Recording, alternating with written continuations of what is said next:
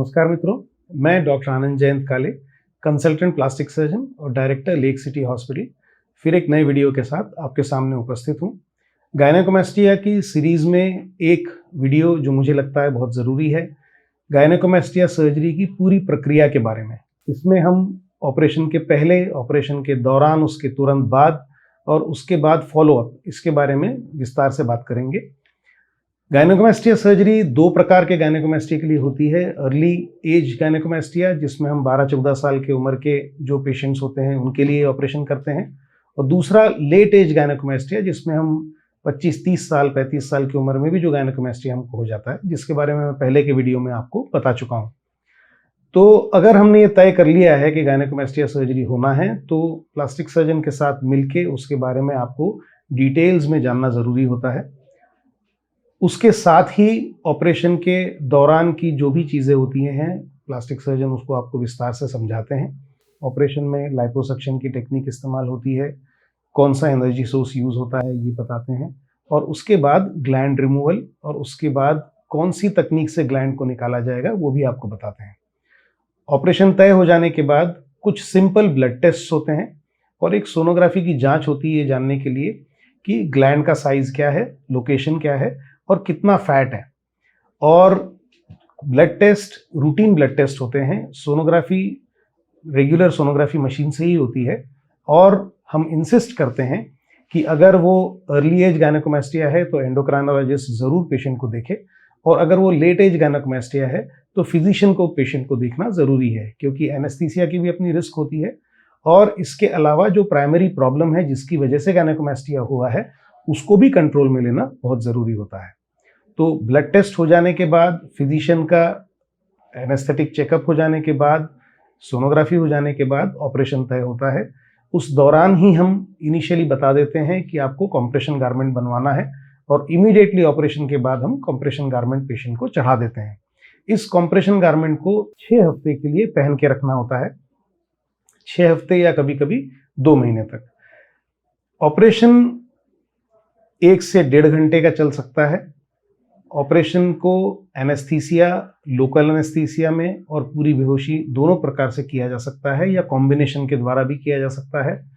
Anaesthesia में risk anaesthetist की तरफ जब हम प्री एनेस्थेटिक चेकअप करते हैं तो उनसे हम विस्तार से चर्चा करके उसके बारे में पता कर सकते हैं। नॉर्मली यंग एज में एनेस्थीसिया की रिस्क बहुत कम होती है, और जिन पेशेंट्स में कुछ मेजर मेडिकल प्रॉब्लम है या जिनको प्रोलॉन्ग्ड हिस्ट्री है स्टेरॉयड यूज़ की या प्रोटीन सप्लीमेंट्स की, उन पेशेंट्स में फैट एम्बोलिज्म का, पल्मोनरी एम्बोलिज्म का, ये 2 ड्रेडेड कॉम्प्लिकेशन होते हैं जिसमें कभी कभी जान को खतरा हो सकता है। इसके होने के चांसेस थोड़े से ज़्यादा होते हैं।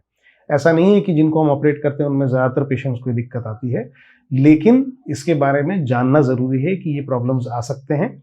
और ये दोनों complications, fat embolism, pulmonary embolism, ये करेक्टेबल होते हैं अगर हम पेशेंट को आईसीयू में रखते हैं और क्लोज फॉलोअप में रखते हैं तो। इसलिए हम हमेशा पेशेंट को ये इंसिस्ट करते हैं कि एक रात ऑपरेशन हो जाने के बाद उसको अस्पताल में ही रहना है, और अगले दिन सुबह वो पेशेंट जा सकता है। कई बार लोगों को ये रहता है कि ऑपरेशन हो जाने के 4 से 6 घंटे के बाद छुट्टी क्यों नहीं कर देते, तो कभी कभी हम ऐसे सिचुएशन में परेशानी में आ सकते हैं।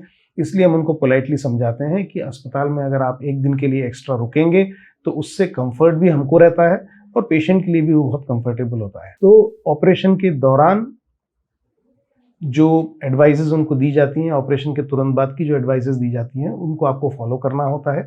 दवाइयों के तौर पे स्पेसिफिकली सिर्फ एंटीबायोटिक्स और पेन किलर्स दिए जाते हैं। पेट को, जलन को शांत रखने की दवाइयाँ दी जाती हैं, और कुछ एंजाइम प्रिपरेशन दिए जाते हैं ताकि सूजन जल्दी कंट्रोल हो जाए। ऑपरेशन के बाद पहला फॉलोअप 3-4 दिन हो जाता है। 7वें दिन स्टिचेस अगर लगे हों तो उनको भी निकाल दिया जाता है, और उसके बाद सीधे पेशेंट को 1 से 1.5 महीने के बाद एक 1 लास्ट फॉलोअप के लिए बुलाते हैं। साथ में ये एडवाइस करते हैं कि आपको फिजिशियन या एंडोक्राइनोलॉजिस्ट के पास एक फॉलोअप के लिए जाना ज़रूरी है। उसके बाद आगे का गाइडेंस आपको आपका फिजिशियन या एंडोक्राइनोलॉजिस्ट बता देगा कि उनके पास अब आपको दिखाने जाना भी है या नहीं जाना है। क्योंकि ज़्यादातर समय गायनेकोमास्टिया में जो हार्मोनल इम्बैलेंसेस होते हैं उनका समय निकल चुका होता है, तो ज़्यादातर समय हार्मोन करेक्टिव जो ट्रीटमेंट्स होते हैं, जो मेडिसिन होती हैं, वो लंबे चलने की गुंजाइश नहीं होती।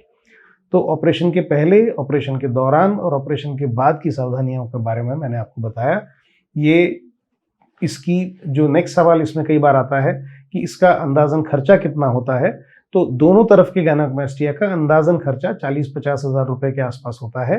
ये खर्चा बड़े शहरों में बढ़ सकता है, लेकिन भोपाल में ये खर्चा अंदाजन 40-50 हज़ार रुपए के आसपास होता है, जिसमें ऑपरेशन की दवाइयाँ, ऑपरेशन का खर्चा, रुकने का खर्चा, ऑपरेशन का पूरा कॉस्ट इंक्लूडेड होता है। गायनेकोमास्टिया में कई पेरेंट्स का ये सवाल होता है कि क्या ये चीज़ मेडिकल इंश्योरेंस में कवर्ड है या नहीं है।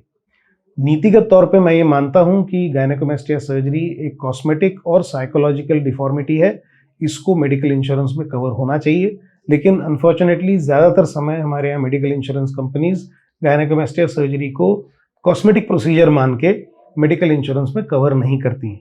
ये गलत है और इसके बारे में प्लास्टिक सर्जन एसोसिएशन ने भी इंश्योरेंस कंपनीज को एक रिकमेंडेशन भेजी है कि गायनेकोमास्टिया को करेक्टिव सर्जरी माना जाए, कॉस्मेटिक सर्जरी ना माना जाए और इसको मेडिकल इंश्योरेंस के परव्यू में लिया जाना चाहिए, क्योंकि ये एक प्रकार का हार्मोनल इम्बैलेंस है और ये सिर्फ कॉस्मेटिक प्रॉब्लम नहीं है, लेकिन फिर भी अभी तक हम लोग उसके साथ लड़ रहे हैं। अभी मेडिकल इंश्योरेंस कंपनीज गायनेकोमास्टिया को मेडिकल इंश्योरेंस में कवर नहीं कर रही हैं। फिर एक नए वीडियो के साथ आपके सामने उपस्थित होऊंगा। नमस्कार।